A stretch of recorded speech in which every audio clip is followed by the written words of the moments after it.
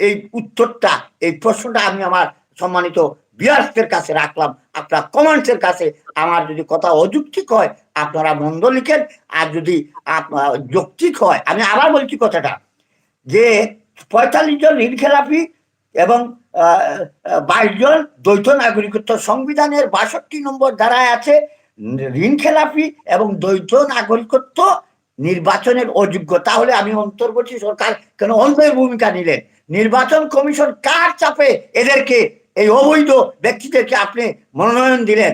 এবং স্ব দলের কেন্দ্রীয় নেতাদেরকে আমি কঠোর ভাষায়, তীব্র ভাষায় প্রশ্ন করছি, আপনারা পারলে, এবিলিটি থাকলে, আপনাদের মুরত থাকলে, আপনাদের জ্ঞান হায়াল লাভ থাকলে উত্তর দেন। আপনারা জানেন না আপনাদের এই সদস্যগুলো ঋণ খেলাপি?